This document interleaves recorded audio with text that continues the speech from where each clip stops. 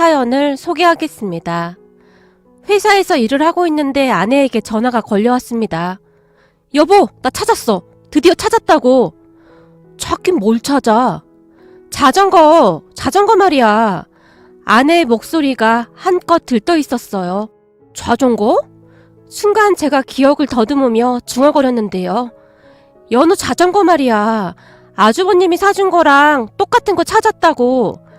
아, 자전거? 그제서야 제 입에서 그 말이 새어나왔어요. 내가 여기 사장님한테 물어보니 사진 속에 연우가 타고 있는 거랑 똑같은 게 맞대. 다행이네. 근데 뭘 그렇게까지 했어. 그냥 형한테 말하면 된다니까. 안 되지. 아주버님이 사주신 건데 서운해하시면 어쩌려고 그래. 여보, 근데 말이야. 내가 자전거 계산하느라 사장님께 금액을 물어봤는데 뭔가 좀 이상하더라고. 아내가 제 눈치를 보는 듯 했어요. 이상하긴 뭐가 이상해. 그게 말이야. 오늘 보니 아주버님이랑 형님이 우리한테 거짓말을 하셨더라고. 뭐? 거짓말? 그게 무슨 말이야? 형님이 어디 거짓말하고 그럴 사람이야? 제가 놀라서 소리쳤어요. 아니, 자전거 가격이 달라도 너무 달라. 무슨 자전거 한 대 가격이 몇십만 원씩이나 해? 그때 아주버님이랑 형님은 10만 원도 안 된다고 했잖아. 우리 불편할까봐 거짓말 하셨더라고. 뭐하러 이렇게 비싼 걸 사셨는지 미안하네. 거기다 그걸 잃어버렸으니 이를 어쩌면 좋아. 아내가 미안한 듯 한숨을 내쉬었어요. 어쩐지 자전거가 좀 달라 보이긴 하더라. 형 돈도 없을 텐데 뭐하러 그런 걸 사서 보낸 거야? 여보, 암튼 당신은 그냥 모른 척해. 그 비싼 걸 사주셨는데 연우가 잃어버린 거 알면 얼마나 속상하시겠어. 그래, 알았어. 그리고 신경 써줘서 고마워. 아내와 통화를 하며 형과 형수님에게 감사한 마음과 함께 다른 한편으로는 아내의 마음 씀씀이에 고마운 마음이 들면서 저도 모르게 코끝이 시큰해졌습니다. 사실 몇 달 전에 형이 우리 아들 생일 선물로 자전거를 사줬거든요. 형님, 뭐하러 이렇게 비싼 걸 사왔어요? 자전거가 꽤 좋아 보였기에 아내가 놀라서 물었어요. 별로 비싼 거 아니야. 동서도 알다시피 우리가 돈이 어딨다고 비싼 거 샀겠어? 그러니까 부담 갖지 마. 그동안 서방님이랑 동서가 우리한테 얼마나 잘했는데 우리가 이 정도도 못 해주겠어? 거기다 하나뿐인 조카한테. 그치만 아무리 봐도 자전거가 너무 비싸 보이는데요? 아내가 이리저리 자전거를 둘러보며 말했어요. 재수씨, 진짜 얼마 안 하는 겁니다. 그러니까 우리 연우한테 그냥 막 타고 다녀도 된다고 하세요. 형이 쑥스러운 듯이 활짝 웃었어요. 그런 형을 보며 옛 추억이 떠올라서 제가 조용히 입을 열었습니다. 그러고 보니 옛날이나 지금이나 자전거는 형 담당이네? 그게 무슨 말이야? 자전거가 내 담당이라니? 형이 이해할 수 없다는 표정으로 물었어요. 형, 기억 안 나? 나 고등학교 다닐 때 학교 멀다고 형이 자전거 사줬었잖아. 그 자전거 덕분에 3년 내내 학교를 얼마나 편하게 다녔었는데. 아유, 난 또 뭐라고. 그때 그 자전거는 진짜 오래된 중고였잖아. 그 중고 자전거가 3년 동안 안 망가진 게 신기할 정도였지. 허구한 날 형이 걸레로 닦고 체인에 기름칠하고 그랬는데 그 자전거가 망가질 틈이 있었겠어? 순간 제 말을 듣던 형의 눈시울이 붉어져 있었어요. 옛날 우리 집은 정말 가난했습니다. 우리 아버지는 소리를 잘 들을 수 없었고 우리 엄마는 한쪽 다리가 많이 불편했습니다. 그랬기에 우리는 사는 게 참 팍팍할 수밖에 없었어요. 그 시절 아버지는 일자리를 구하지 못해 동네에서 꽤 부잣집이라고 소문난 집에서 머슴살이 비스무리한 것을 하며 돈을 벌었어요. 그리고 엄마는 동네 밭일을 다니며 조금이나마 살림에 보태고자 노력하셨고요. 아버지가 일을 하던 부잣집 부부는 괴팍하기 이를 데 없는 사람들이었어요. 시도 때도 없이 아버지를 부려먹곤 했으니까요. 딱히 일자리를 구하지 못한 아버지는 싫은 내색 한번 하지 못한 채 묵묵히 일을 하시곤 했습니다. 거기다 형과 저는 나이 차이가 10살가량이 납니다. 부모님은 형이 태어난 뒤 한동안 아이가 생기지 않아 포기하고 있었다는데 10년 만에 갑자기 제가 태어난 겁니다. 형과 나이 차이가 워낙 많이 나다 보니 형이 저를 업어 키웠다고 해도 과언이 아니었는데요. 부모님과 형은 저를 참 많이 예뻐했으니까요. 하지만 여느 사람과는 조금 달랐던 우리 부모님은 동네 사람들의 입방아에 오르내리곤 했습니다. 어느 날 제가 그 부잣집으로 아빠를 마중 간 적이 있었어요. 그날도 역시 부잣집 아줌마와 동네 아줌마 한 분이 우리를 보며 쑥덕거리기 시작했어요. 잘 듣지는 못해도 부성에는 있나 보더라고. 낮에 준 빵을 먹지도 않고 주머니에 넣어두더란 말이야. 부잣집 아줌마가 아빠와 저를 곁눈질로 바라보며 말했어요. 설마요, 그거 점심 식사로 준 거 아니에요? 그럼 오늘 하루 종일 밥도 안 먹은 거예요? 생긴 건 그렇게 생겼어도 자식은 끔찍히 생각하는구만. 그니까 말이야. 하긴 자식들한테 미안하지 않겠어? 지지리도 못 살아서 잘 해주지도 못하고 점심으로 나온 빵이나 갖다 주고 있으니 말이야. 가난은 되물림 되는 거라고. 나중에 자식들도 평생 남의 집 머슴살이나 하면서 살겠지 뭐. 그래서 부모 잘 만나는 것도 복인 거야. 우리 아들들 봐봐. 우리 덕분에 좋은 옷 입고 좋은 음식 먹고 그렇게 잘 살고 있잖아. 부잣집 아줌마가 키득키득 웃으며 이야기를 했는데 제가 들을 수 있을 만큼 큰 소리로 말을 했어요. 근데 저희 아들들은 잘 듣는다면서요. 다 듣고 있는 거 아닐까요? 아빠라는 사람은 알아듣지도 못하고 저리도 싱글벙글 웃고 있는데 아들이 듣든지 말든지 그게 무슨 상관이야? 부잣집 아줌마의 얼굴에 사악함이 가득해 보였어요. 저는 그쯤에서 그 사람들이 하는 말을 전부 알아들을 수 있을 만큼 자랐었기에 얼굴이 시뻘개질 정도로 화가 나 있었어요. 하지만 제 심정을 아는지 모르는지 아빠가 주섬주섬 주머니에서 빵을 꺼내서는 제 손에 쥐어주며 활짝 웃었어요. 자, 빵 먹어. 아빠의 말은 조금 어눌한 편이었기에 혀 짧은 소리가 났고 부잣집 아줌마와 일행이 더 큰 소리로 웃기 시작했어요. 그 순간 제가 이성을 잃고 말았는데요. 아빠가 건네주는 빵을 집어들고는 그 사람들에게 성큼성큼 걸어갔습니다. 그리고는 손에 엉켜쥐고 있던 빵을 그 부잣집 아줌마 얼굴에 냅다 집어 던져버렸어요. 어머! 너 뭐하는 거니? 어디서 버르장머리였게 어른한테 이딴 짓을 해? 하긴 그런 애비한테 배우긴 뭘 배웠겠어. 부잣집 아줌마가 삿대질을 하기 시작했어요. 우리 형이랑 난 우리 아빠 하나도 안 창피해. 우리 아빠한테 함부로 말하지 마. 나쁜 아줌마야. 뭐야? 나 참 기가 막혀서. 기분이 상할 대로 상했던지 부잣집 아줌마가 바닥에 떨어져 있던 빵을 발로 짓이겨 버렸어요. 그 바람에 빵을 감싸고 있던 비닐봉투가 뻥 하고 터졌습니다. 그 모습에 아빠가 빵을 집어들고는 어쩔 줄을 몰라 했어요. 앞으로 이딴 거 안 먹을 테니까 가지고 오지 마. 제가 아빠 손에 들려있던 빵을 빼앗다시피 했어요. 그리고는 있는 힘껏 손을 뻗어 허공에 던져버렸습니다. 철민아! 철민아! 아빠가 제 이름을 부르고 있었지만 저는 뒤도 안 돌아보고 앞만 보고 뛰어갔습니다. 그렇게 집에 가서는 홀로 방에 틀어박혀서 눈물만 흘리고 있었어요. 철민아, 왜 그래? 밥 먹자. 형이 제 눈치를 봤어요. 아빠는 바보야. 사람들이 아빠 놀리는데 왜 맨날 가만히 있는 거야? 철민아, 아빠가 바보가 아니라 아빠를 놀리는 사람들이 바보인 거야. 너 기억 안 나? 우리 할머니가 항상 그랬잖아. 다른 사람 힘들게 하거나 마음 아프게 하면 꼭 벌을 받게 되어 있다고. 그러니까 그런 사람들 말 신경 쓰지 마. 나중에 우리 철민이가 공부 열심히 해서 훌륭한 사람 되면 아빠한테 아무도 함부로 못할걸? 우리 철민이는 엄청 똑똑하니까 공부 열심히 해서 꼭 훌륭한 사람이 돼야 해. 그래서 아빠 괴롭히고 힘들게 하는 사람들 혼내주면 되잖아. 제 머릿속에는 그때의 기억이 잊혀지지 않은 채 생생하게 남아있었어요. 아니죠. 절대 잊을 수 없는 기억이었다고 해야 할 것 같네요. 그리고 그때부터 저는 결심을 했습니다. 반드시 훌륭한 사람이 돼서 우리 가족을 지켜줘야겠다고 말이죠. 다행히 저는 학교를 다니는 내내 성적이 좋은 편이었고 시골 학교이긴 했지만 항상 1등을 놓쳐본 적이 없었어요. 공부만큼은 자신 있었으니까요.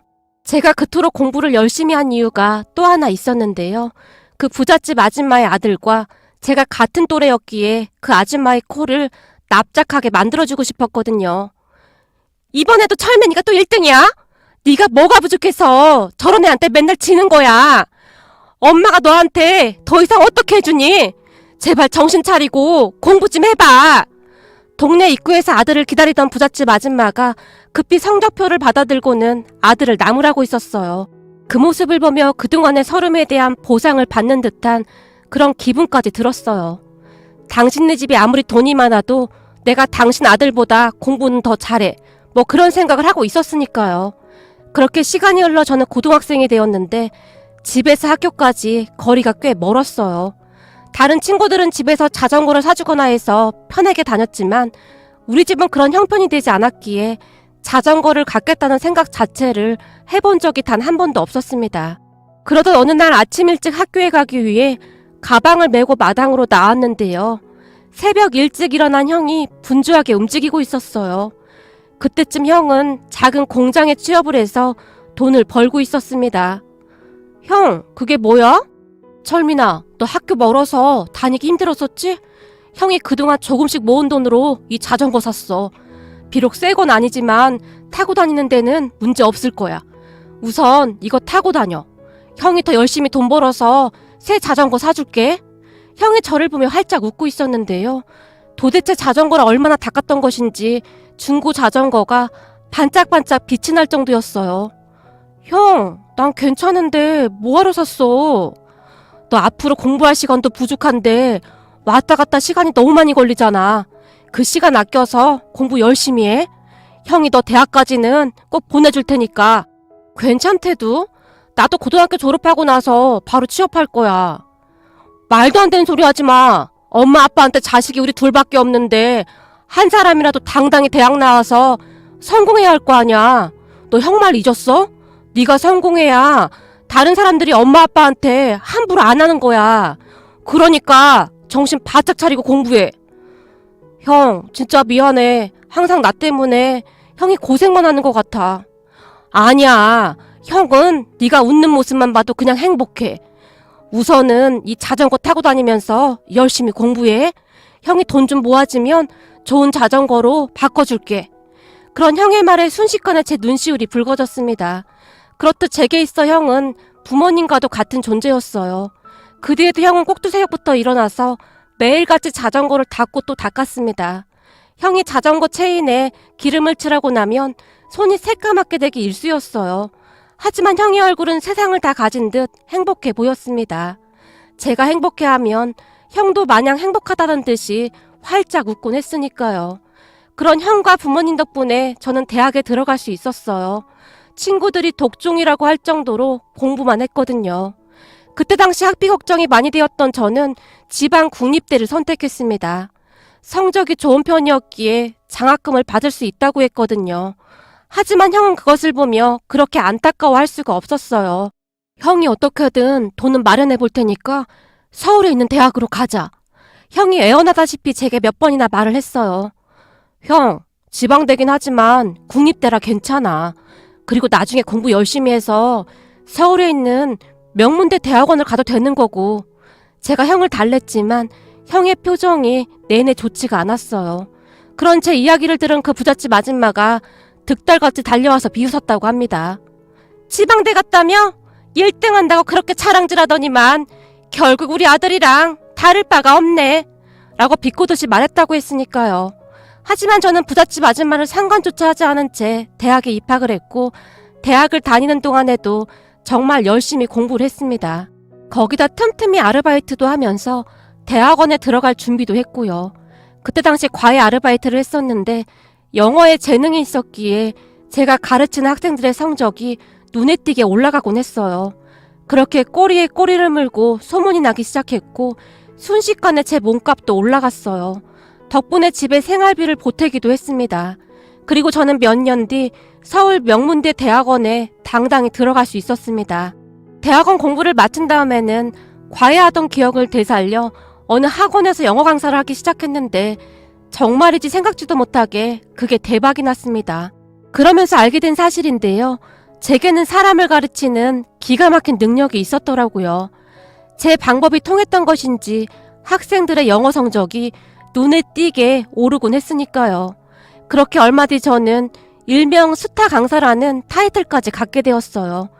정말이지 눈코 뜰 새 없이 바쁜 하루하루였습니다.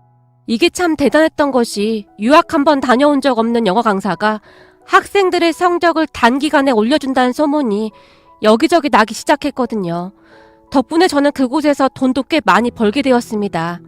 제가 돈을 벌자마자 제일 먼저 했던 것이 뭐였냐면요. 고향에 땅을 사서 부모님께 으리으리한 집을 지어드린 거였어요. 그 바람에 동네 사람들 눈이 휘둥그레진 건 말할 것도 없었고요. 저 집 아들이 그렇게 똑똑했었잖아.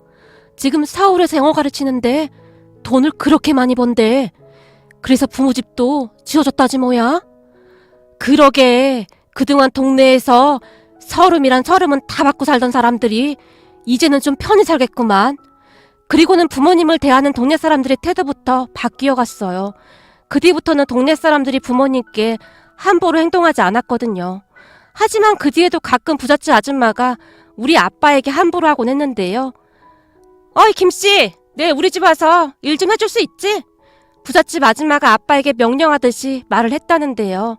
수십 년간 그리 살아오신 아빠는 그저 고개를 조아리며 웃으셨다고 합니다. 다만 부모님과 같이 살던 형이 아줌마에게 가시돋친 말을 했다는데요. 우리 아버지 이제 그런 일 안 하시니까 다시는 찾아오지 마세요. 그동안 돈도 얼마 안 주고 평생토록 부려먹었잖아요. 우리 아버지 이제 그런 일 안 해도 먹고 사시니까 다시는 찾아오지 마세요. 아니 그동안 우리 덕분에 밥 벌어먹고 산 세월이 얼만데 그걸 못 해준다고 난리야. 부잣집 아줌마가 형을 노려봤다고 하네요.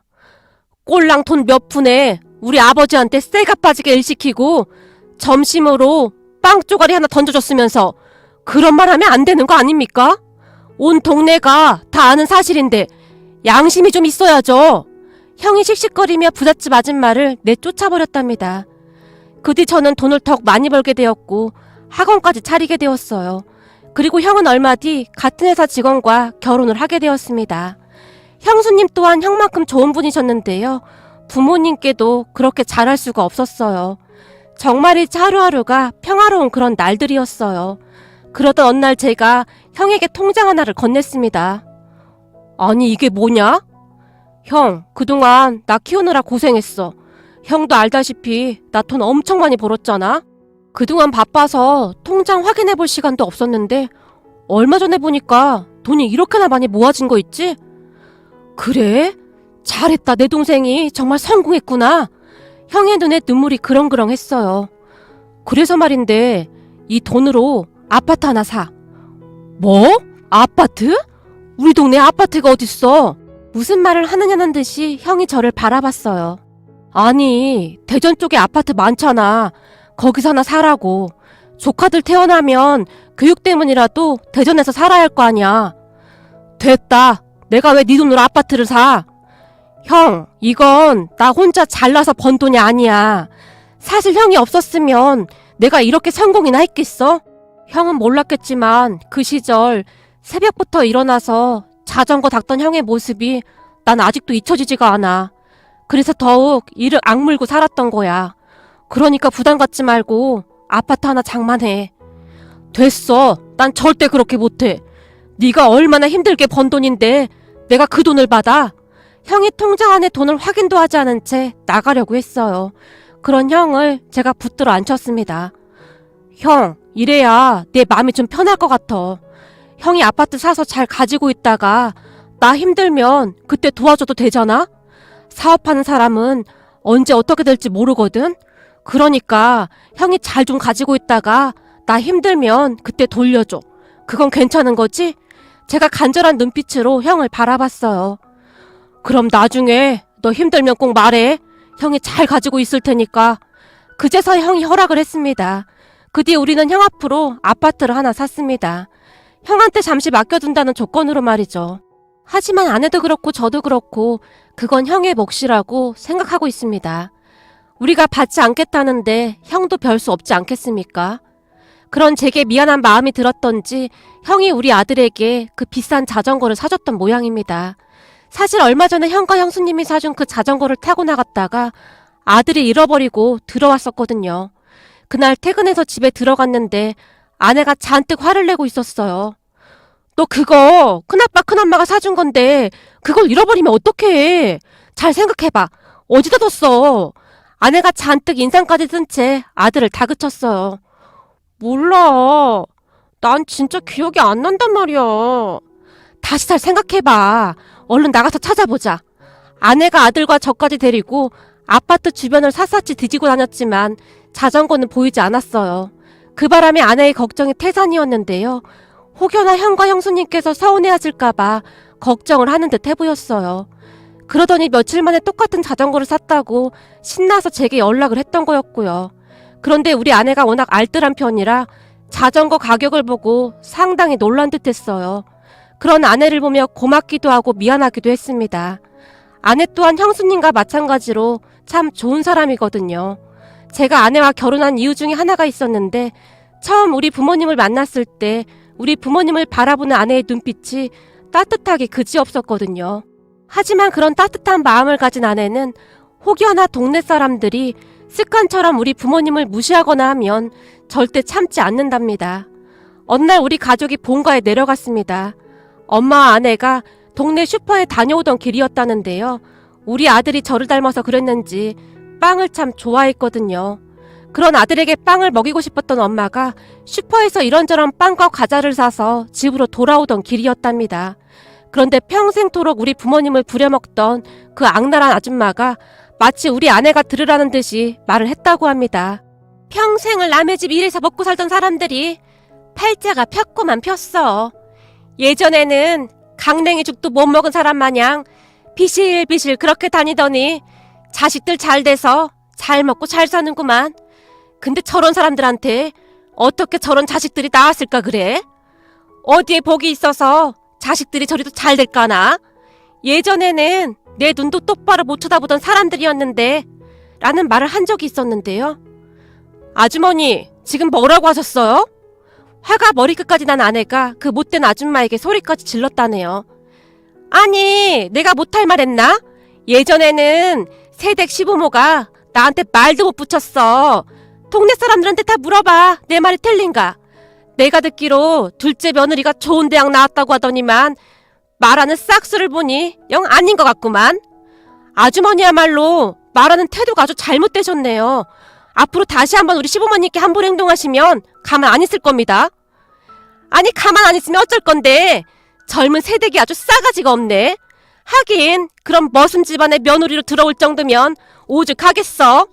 그쯤에서 아내가 이성을 잃어버린 듯 했다는데요. 뭐라고요? 머슴 집안? 그런 아줌마는 얼마나 잘나서 사람을 업신여기는 겁니까?